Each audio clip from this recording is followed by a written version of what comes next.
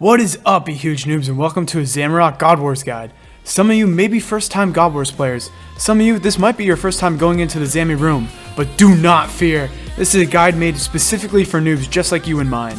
As a full disclaimer, Zamorak is a really fun room, but it can have very punishing mechanics specifically for tanks. If you follow my guide, you should stay fine with safe HP whether you're attacking or defending. For attacking, it is very easy as long as you don't take the initial aggro. You can make tons of money from this guide, as you'll see in a short montage which I totally recommend you watch at the end of this guide. So stick with me and you'll be having fun in your new boss room in no time. So first we're going to go over tanking, and then we're going to go over attacking second. First off, how do you get there? You just bring 2 teleport tabs, both with teleport to Trollheim redirected with the teleportation scroll. You teleport to Trollheim assuming you've completed the quest, and then you either go down to the right side of the mountain if you have the agility shortcuts, or you could just go down the left side if you don't have agility shortcuts. You go north all the way, praying range, across those rangers, and either bulldoze down that rock or go through the agility shortcut with the rope on your very first time to get down the cave into the God Wars dungeon. Zamorak is directly up and towards the right. You just run all by everyone, a praying mage most likely, go right over the bridge, and when you jump over the bridge you're going to lose all of your prayer points. It's required that you have at least 70 hit points to get into Zamorak, and I'm going to recommend that your combat's at least 105 to 110 range. I won't recommend specific attack, defense, strength stuff, but if your combat's 105 you should be pretty much good enough to go on Zamorak. So one of the tricks is when you get into this room, if you bring an SGS, if you're probably a newer player, you can SGS spec your prayer, so that way you have enough just to use the altar when you get in. You don't need to restore right off the bat. But since it smites your prayer when you go across the bridge, you're going to want to drink at least 1 dose of prayer potion before you go in. That way you have something to pray against the boss. Just don't forget that. You're going to KC on the 4 M spots, and you could rotate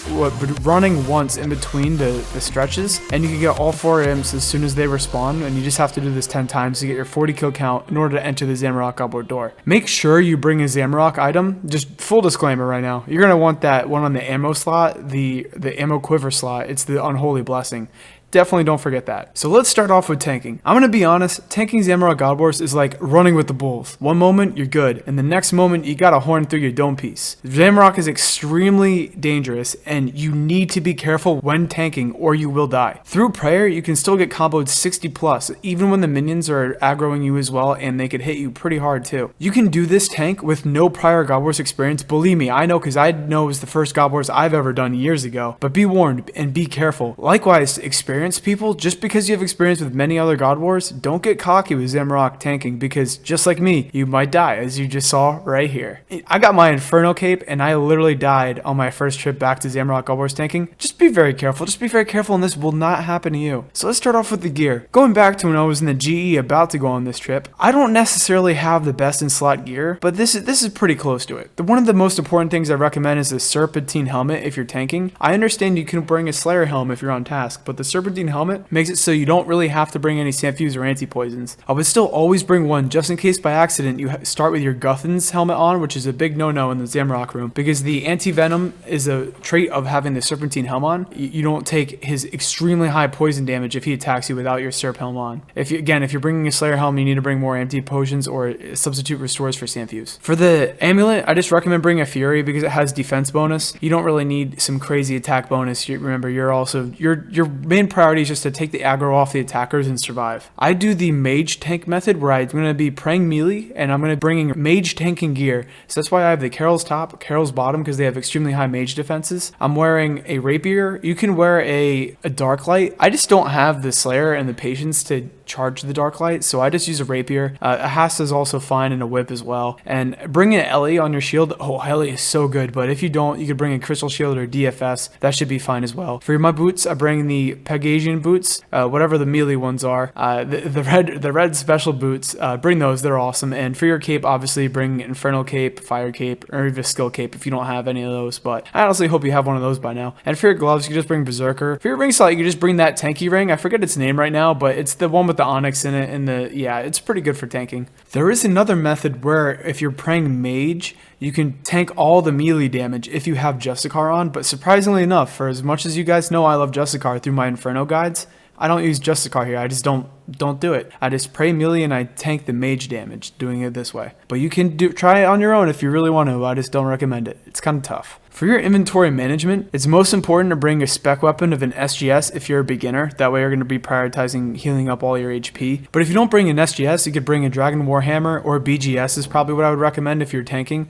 I mean, you could bring claws too, but you're not wearing a shield for that. And if you have an LA, it's just, you want to take a one-handed weapon, which is why I chose to take the Warhammer. You're going to want to bring all 4 pieces of Guthans. This is a must. I mean, you bring Guthans to just about everywhere you go for bossing. You definitely want to bring it. I recommend bringing 3 slots for food. You could bring anglerfish, sharks, tuna, I don't care. 3 slots, they're for food. Bring 4 super combat potions. Those are really useful since you're bringing pot share. I mean, spoiler, that's why I have the rune pouch down there. You're going to want to be pot sharing with 1 attacker, not both, just 1. Then I bring 5 brews for myself. I think that's a good amount between 5 brews and the 3 food to get you going, because you got to remember, the minions and the boss drop food as well. And then I bring 10 restores, and some of those restores can be Sandfuse based on how confident you want to have a restore Sandfuse if a boss poisons you. That's basically the only reason why I do that. And then you got your 2 Trollheim teleports. Of course, you would revert 1 into a house teleport tab to get out. So now the strategy for this of tanking is the most important thing to get down in order to be a successful no death trip. First, you're going to stand on the corner next to the altar. It's very important you need to have those attackers standing behind you. The boss aggroes any random person in the room. You're all going to be towards the same direction, so the boss will walk towards you. But you need to make sure you attack the boss first, because the boss may be aggroing initially one of the attackers that's standing behind you until you attack it and draw its aggro. Left click on monsters, so you're going to want to make sure that your left click is set to always on, and your quick prayers are set to pray melee and piety, because you're going to be tanking mage damage, which is what his spec is calculated off of. Again, which is why you have to be very careful. So when you click on the boss, you're going to attack the boss once, preferably with your spec right off the rip. You only really need to do 1 per kill, and then you're going to let the boss hit you once, and the second you could realize that it hits you, you've confirmed that you have its aggro, run under the boss. You're not going to want to let the boss hit you twice in a row ever. Once you immediately run under the boss, you're going to want to stay under there for roughly 2 attack cycles of your attacker. But you do not want to stay under the boss any more than 2 attack cycles, or else the aggro will switch to your attacker and you're going to screw your team over for that kill. Specifically, that attacker has a good percentage of dying, which means your trip is going to end in travesty. Again, like you've seen so many times before in your PVMing experiences probably by now. You can right click under the boss to stay under him better. The Zamorak Godward's boss is a really huge boss, so he's actually really easy to walk under when compared to the Bandos boss. Bandos boss is a lot harder to walk under, so you'll have a much easier time staying out of his range. Just be careful, it might take you a few ticks sometimes to run back out and attack him to gain your aggro and keep it from going to the attacker. This is also very important. Minions randomly attack everyone in the room. Unlike Bandos, all 3 minions don't aggro the same person, which means that you might be getting aggroed by just the ranger and your teammates getting aggroed by 2 other of the minions. But it's very important to kind of keep track and notice how many minions are on you at the given time, because if you always want to stay above a certain, I'd say probably 55 to 60 HP threshold at all times. Like, do not drop below 55, because that boss, if it combos in addition with 1 or 2 of the minions, that's just an instant kill drop. You want to make sure that you're tracking if you're taking a minion aggro or how much you are at the time to kind of gauge when you're going to eat and how much danger you're currently in.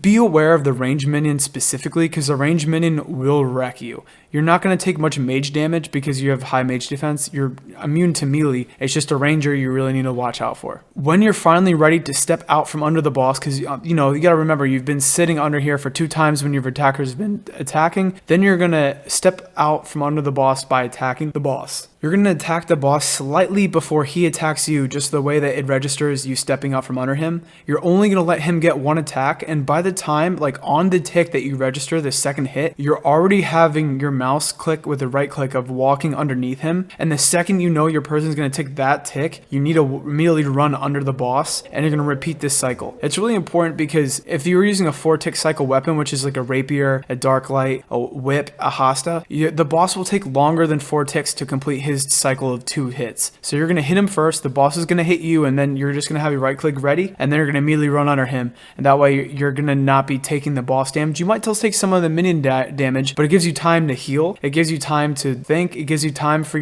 most importantly, your attacker to do all the damage that's needed to get this kill before you're going to run out of your HP and be forced in a bad situation for healing. Now, it's also really important that if you're going to spec sometimes in the middle of the fight, which I mean, I don't just recommend getting it done on the first one, you can can attack with your whip or your rapier or whatever on the first hit, and then I would prioritize on the second hit doing this spec that takes longer to recover from, because you're going to walk under him anyway. You won't like miss an attack cycle. Whereas if you SGS spec, for example, the boss, I wouldn't recommend SGS specking boss in the first place anyway, but it has like a 6 or 7 attack cycle, ticks per attack cycle. You're going to not be able to attack the boss twice for his one hit on you. And that's just why you want to prioritize hitting him twice and running over, because you're keeping your ratios of your attacks 2 to his 1.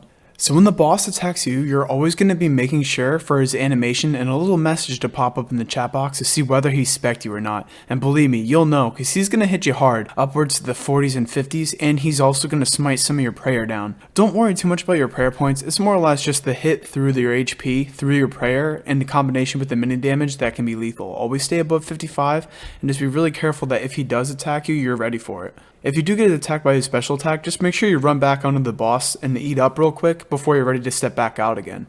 The pro move is starting around 10 to 20 prayer for every wave. If possible, you don't need to restore, because what you're going to do is you should have enough time. Say you're at 5 prayer remaining and he hits you with a spec. He's going to hit you down to 0 or 1 HP, or 0 or 1 prayer, but you're not actually going to deactivate your prayers yet until you go 1 more prayer point down. You actually have a tick or 2 of time in between when you hear that noise and when you need to hit a restore potion to keep your prayer up. The benefit is if you only have 5 prayer left and he drains all 5 of those prayer points, it's no big deal. You only lost 5 prayer points and you restored quick enough to keep your prayers up. But if you have about 20 prayer points, he could also smite all those 20 prayer points away. It's going to be the same end result. The only difference is you just save 15 prayer points by doing it that way. So that's why I recommend start your HP high, always keep it over 55, but your prayer can actually start pretty low. You don't need to do another restore if you're at 10, 20 prayer. He just might rip it all off by doing his spec anyway. When you're doing Zammy, do not be afraid of using resources. It's way better than dying. Dying, no one likes it, and it's very possible that if you try to be more lenient on resources, you may end up dying. It's similar to the Inferno, where you want to use all the supplies you have. There's no point in dying with a full inventory. The Zammy boss has really low defense, so it dies quickly anyway, so hopefully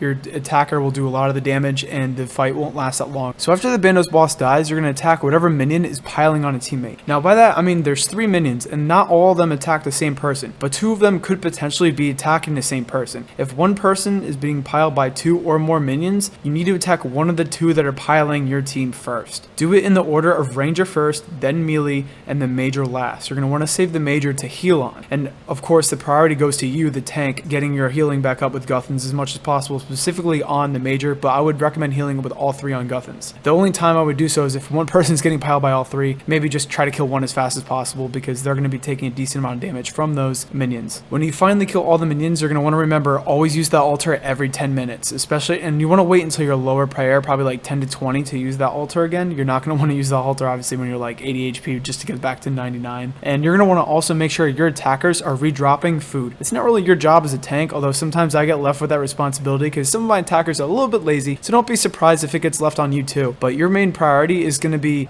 coordinating with your attackers when you need supplies, how much you have, them dropping it, and then you're also going to want to use your pot share. So again, pot share is just so amazing. You only share with 1 attacker at a time, because if you're sharing with 1 person, it only uses 1 dose for 2, but if you're sharing with 2 people, you use 2 doses for 3 people. You disproportionately get less return the more people you're sharing with, so just share 1 at a time. You're going to want to share your SCPs, your super combats, and also your restores. Unfortunately, you can't share brews. It would be OP if they could do that, but yeah. So, and then obviously you're going to want to line everyone up on the wall. You're going to make sure everyone's back before the boss spawns, because if people are outside the safe zone behind you before the boss spawns, it gets mayhem and people start running around. Aggro might land on the wrong person, so just please be very careful. 1.5-minute timer in between when the boss dies and respawns. Make sure you and all of your attackers are back in position before that happens. So now for the attacking section. The attacker is super easy and really fun, especially on a Slayer task. The Slayer tasks are mainly the main reason why people do Zamorak, just because how much fun it is to just smite down that boss really quick. The gear isn't really expensive for tanking or for attacking, so it's really great too. And just make sure you don't take aggro from the boss ever first. If your tank switches aggro or if your tank forgets to attack it, you always want to have a Sanfew or anti-venom in your inventory. I recommend bringing Sanfews because they're only a few more K more expensive than regular super restores, and that's only if the boss accidentally attacks you. You're most likely not going to be wearing a SERP helmet on attack, so the boss will give you a heavy poison. So that's why you want to always make sure you drink a Sanfew if you ever take that boss's aggro. That's the number one thing you need to know about Zamorak attacking. So let's go over your gear. You're going to want to bring basically full bandos, the best in slot boots you got. I'm pretty sure they're the melee ones with the wings on the side. Honestly, I forget their name right now. It escapes me. You're want to bring your Vernic Defender. The best in slot weapon for attack is the Dark Light, but I'm done with Slayer, and this is footage from my alternate Giggle Poopy, and we don't really do Slayer on him. He's pretty much just a Nightmare Zone to pure alternate account. I bring with 2 counts at once to Zamorak God Wars and Bandos. But you could use the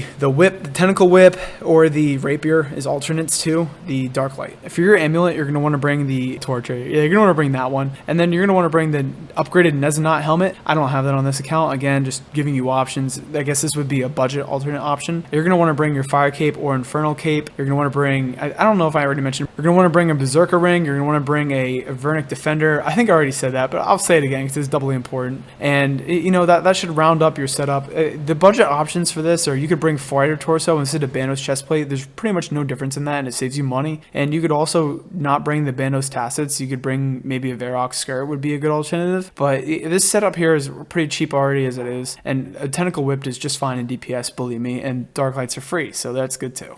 So for inventory management, you're going to want to bring 3 brews. These are for the tank. I recommend bringing 3 because the tank really won't need that many, and you don't really need any at all. So just 3 is fine, and you'll give those to the tank later on in the trip when he needs them. You're going to want to bring roughly 6 spots for food. You could bring anglerfish, any food you want. Anglerfish are probably the best ones you could do, so there's that. You're going to want to bring anywhere around 10, maybe 11 brews. You're going to want to, or 10, maybe 11 restores. You're going to want to make sure at least 2 of those are Sanfews, in my opinion, because again, you're going to want to drink one of those Sanfews if you accidentally take boss's aggro. He's going to give you huge venom, and you're not going to like it. You're going to bring your full Guthans, obviously, as always, and your spec weapon could be either a BGS, Dragon Warhammer, or Claws. Those are probably the 3 I would recommend the most. You could bring an SGS if you're less experienced, but as an attacker, you really shouldn't be taking that much damage. You shouldn't be using that much prayer compared to your tank, and you should be fine in bringing a more DPS focused item. And bring at least 3 super combats. Again, they depend on how long your trip is. Roughly 1 super combat lasts you 40 minutes of boost because you're going to be restoring every 10 boosted levels you go down, you're going to be restoring. So for every 40 minutes you plan on bringing there, bring an extra super combat potion. These are mainly for like 2 to 3 hour trips. I bring 3 super combats. And then you're going to want to bring ouches. I don't show it in this inventory. You could substitute a restore for a rune pouch. Only one of the attackers needs to bring them for all the rune items and stuff. You'll make probably a mil extra off your trip just by bringing ouches. Bring 2 Trollheim teleports. Obviously, you'll use one of these to get to the Trollheim, and you'll use the other one to revert back and teleport to your house when you're ready to leave the trip. For the strategy for the attackers, you're going to want to wait behind your tank in the corner that everyone starts off in, kind of next to the altar, and you're going to want to make sure that your tank is always attacking the boss. You see a hit splat, and then you click on the boss. You do not want to click on the boss before it actually shows the hit splat, or your tank does a hit splat on the boss, because if you run up and that you just get a little bit too close and it attacks you, you just screw the whole kill, because now you're going to be the one tanking, and you would have to watch my tank guide in order to know kind of how to prioritize what you do in that situation. Just don't do it. You don't have his gear, because spoiler alert, right off the bat, if you do take aggro from the boss, you're going to want to probably pray melee, and you're going to be just absolutely shredded by the mage minion and his mage spec. It's just not something fun you want to do. You're going to be taking massive amounts of damage, and I would try to switch the aggro as soon as possible by just standing under the boss, having your tank attack it until it gets aggro back on the tanker. And it's really easy to walk under this boss. You can do so by just right clicking. It's a really large boss, so staying under it should be easy enough for you to switch the aggro back to your tank. That's what I recommend doing if you take the boss's aggro. I wouldn't recommend trying to kill it. I recommend just walking under the boss, staying there, drinking your Sanfew or your anti-venom, because he will poison you because you don't have a serpentine helm on most likely, and you're just gonna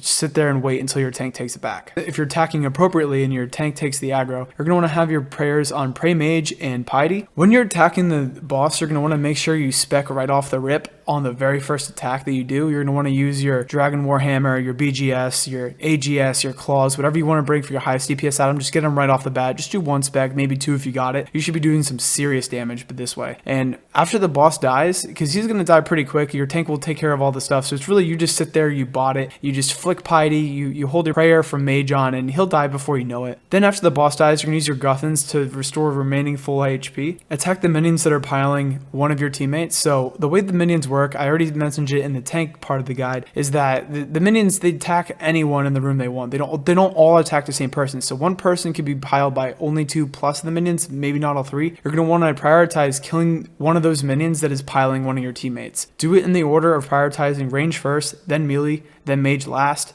I would generally recommend you, as an attacker, don't attack the mage. Leave it for your tank to heal off of using Guthans. Kill the ranger and melee first with your Guthans healing up, and then just leave the one for the tank to heal off of. You can flick between two styles if the minions are off tank, or if you're a noob like me, you can just hold the prayer. Prioritize praying mage first, and then just pray range, and then pray melee, because the mage will mess you up, and the range does a lot of damage. The melee's not really that much of a threat. You could just tank that one most of the time, no issue. Guthans will get you back. So when all the minions are done, or there's just one left and the tank is healing, let the tank get priority healing over you. Obviously he's taking a lot of damage. You really only need to start waves with like 70 plus HP, maybe even 60 plus HP. It's completely fine. You'll barely take any as an attacker. You're not really worried during the kill about you dying unless you're like 30 HP plus, then I would recommend healing. But if you could start a wave with 70 plus, you should be fine. I would just recommend healing on that 30 mark, and getting to 99 is just a bonus. Ouch any items that are ouchables. Obviously this goes without saying. Don't ouch the Hastas. Don't be that guy. You could ouch Scald Sword shards, but just ouch to the rune stuff. It'll add up over time. You're going to want to redrop excess foods for tank. This is kind of your responsibility as an attacker to keep that food on the ground and just keep on picking it up and dropping it by shift dropping. That's all you do, is you hit shift and then you click on the item and it drops them all on the floor very quickly. And then all you need to do is go to the next pile of the pile that you dropped previously and pick them all up. And it works one tick per item, picking them up. So you can do this pretty quickly. It only takes like 10 seconds for attackers to do it. I'll show a video of the screen of me doing it right here. You just drop a pile, and then you have a drop pile that was previously dropped last kill. You just pick it back up and you're just kind of juggling your inventory on the ground. Don't worry about it disappearing in between kills. Only if your kill takes a really long time and you take a long time to kill all the minions. If you're getting close to that 1.5-minute spawn timer after the boss dies, that you're like, oh no, I don't have time to redrop, tell one of your friends in your chat, have them go redrop the food, or prioritize, maybe just run over and get all the stuff off the ground if it's a lot or if it's valuable. But you should have plenty of time. You only need like 5 seconds. Just redrop 5 items and then pick up your other 5 that you dropped on the floor. It should be fine. And make sure you're always supplying the tank. Always ask the tank, hey, do you need any resource? Do you need any brews? Do you need any food? And also coordinate with them, since they're most likely bringing super combat. Tell them, hey, like I need a super combat, or hey, like I need a restore. Do you need a restore too? And if you both need it, have them share that potion with you, because they're not paying anything extra by you joining in on them. And that's all I got. Like, I have so much fun doing Zammy, and I hope your trip goes just as good as this one. Oh my god, I got a staff of the dead! I'm nasty! Oh my god!